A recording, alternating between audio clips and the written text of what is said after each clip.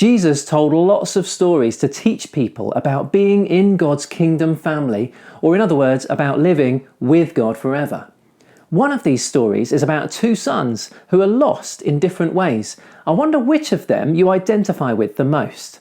Jesus said, "There was once a dad with two sons. The younger son said to the dad, 'I don't want you, I just want your money. I can't wait till you're dead, so give me my inheritance now.' He didn't even say please.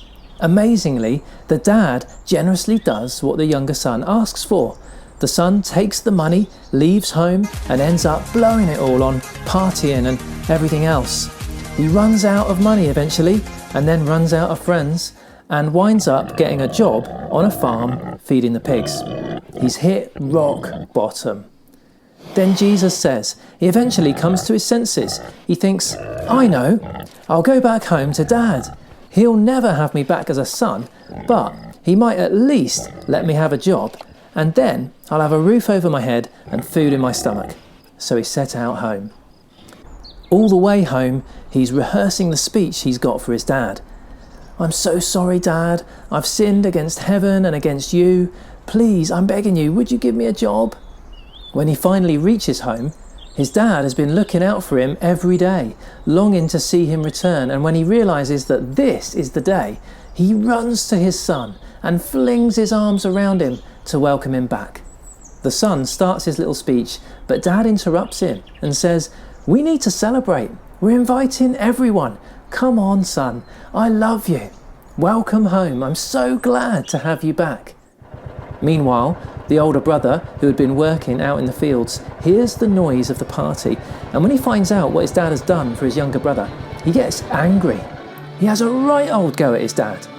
'I've been working all these years for you,' he says, 'and you've never given me anything. Then this useless son of yours comes home and you give him even more than you've given him already. How dare you, Dad? I deserve it all, and you're giving it to him.' The dad says, 'Son, I love you, but we had to celebrate. Your brother was lost, and now he's found. It's like he was dead, and now he's alive again.' And that's it. Jesus' story ends there. He doesn't tell us what the older brother does next. Does he cool off, apologise and join the party? Or does he stay angry and not go in? We just don't know. And the point of Jesus' story is to make us wonder about what we will choose to do.